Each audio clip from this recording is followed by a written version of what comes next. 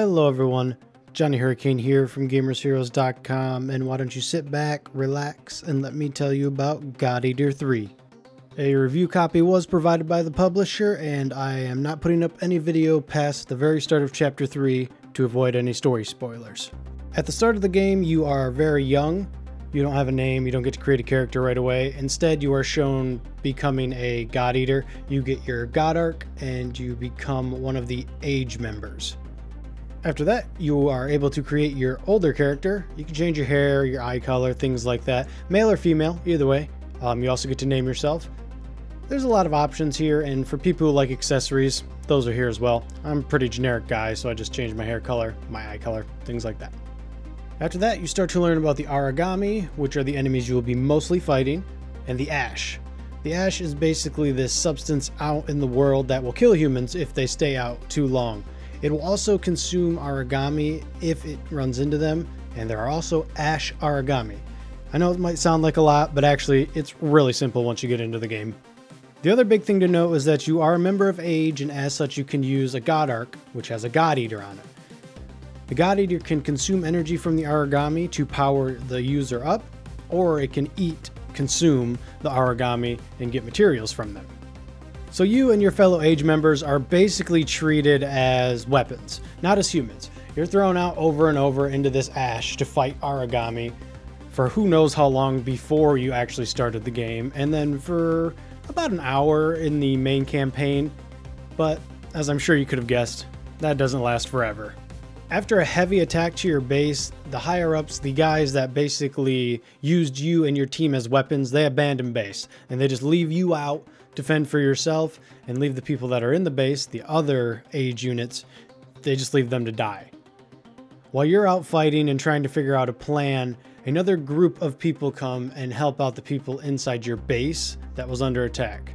These people have a caravan, which is effectively a mobile base that can go through the ash as long as the ash density isn't too high. So you can survive in this base as long as you aren't in an area that is overrun by ash. The caravan group will basically give you shelter and medical attention and food in exchange that you and the group of the older Age units go out and fight the Aragami for them. They don't really have a Aragami fighting team on their caravan at the moment. And as you move around the caravan and interact with the different characters, you start to realize this is the most amount of freedom all of these characters that were with you in the prison originally have ever had. And they seem to be enjoying it. But since you still are the main force fighting the Aragami, that means you're going to need new weapons, because as you progress, those Aragami get pretty aggressive. God Eater 3 has a pretty good selection of weapons. You can find the heavy, hard-hitting weapons, the fast but less damage weapons, long-range weapons. There's even this weird half-circle blade thing, and as you can tell, that is actually the one I went with. Sadly, there is no axe, but the burst art on that half blade turns into an axe, so it worked out for me. This does encourage you to try out different weapons, especially against different kinds of enemies. There are 3 different basic types of damage, slash, blunt, and pierce. Obviously, something like a blade, like my blade instance for right here. It does do a teeny bit of blunt, but it's mostly slash. No piercing though. So when you need something that's weak to piercing, you switch to a piercing weapon. Now, you might not find a weapon that is pure piercing damage that you like, but you can probably find a good balance that has piercing and, say, slashing, and you can work with that. You're not really restricted to any type of weapon in any fight, from my experience so far at least. The combat is very much like Monster Hunter. You go out and you fight a giant monster with a large weapon for the most part. There are smaller monsters as well, but they're bigger than you. And once you hunt them, mission's over, you go home. There are a few differences. You have the God Eater, obviously, the thing that consumes Aragami and gives you power. This gives you access to your burst, which is your weapon's special attack, and each weapon has a different one of those, so it is also something that you want to try out. I just like axes, so this weapon right here was the literal perfect thing for me. It's fast, and basically when you hit him with an axe, it's just like the charge blade. Just keep hitting the button, and then boom, it explodes. You do have to be careful when both consuming and using your burst arts. They do take a little bit to charge up, and you are open to attack when that happens. So if the enemy isn't stopped moving, you might be in a world of hurt. The deeper you get into the game, the more access to certain items you get. You don't have access to traps right away, but you do eventually get them, and they change the game. Enemies will obviously be stuck. Now, some of the traps will let them still attack, so you have to make sure you use the right traps.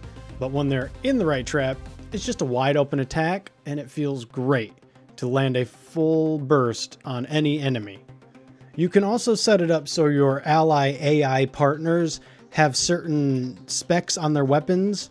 You can have it so when they hit, there is a chance for them to bind them, which means you won't need a trap, but it's obviously not a guaranteed bind. You can do that with like poison, any type of element, any type of defense, HP, things like that. Your partners are not brain dead AI, thankfully, and you can build them sort of how you want. After each mission, you will return home and you will be able to start crafting, changing your equipment, looking at different missions, and of course interacting with any of your teammates in the ship. Crafting is extremely easy. You need the materials, you need the money, that's it. After that, you can build whatever it is you want. This is obviously going to make the game a lot more grindy than another game, but if you like Monster Hunter games, obviously you're used to grinding. If you don't like grinding, I can't really recommend this game. It's going to be rough. I didn't have to grind until later in the game, but eventually I feel like you will have to. The game is online co-op, so you don't have to do all your grinding alone. It is super easy to just jump right into any mission that you have access to. All you got to do is go to the terminal, go to co-op online, and look for a mission. I didn't run into any real lag problems, any disconnects. The only problem I had a couple of times was that every game was already locked or already full up, so I couldn't join. So I had to refresh or wait a couple of minutes. The other problem, I wouldn't really consider this a problem, but sometimes you load into a mission and it's over before you know it. So actually you might spend more time loading in and out of the mission than you actually do in a mission, especially if you're doing the early ones with partners.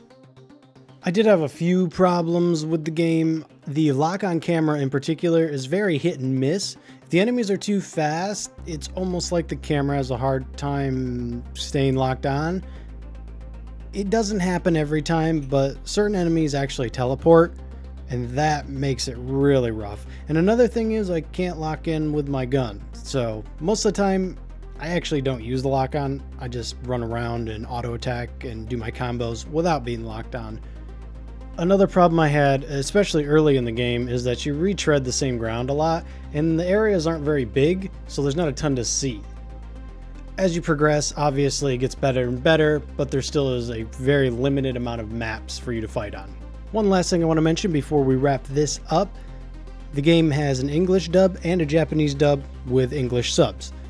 And the other thing is, as of doing this video, there are no microtransactions for the game in the store. God Eater 3 has some hits and misses when it comes to gameplay, but the overall experience is solid.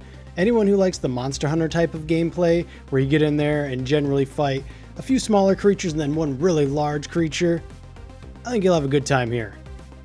Alright, that will do it for me. If you liked what you saw and got what you needed, like, comment, subscribe, and I will see you guys in the next video. Later, Gators.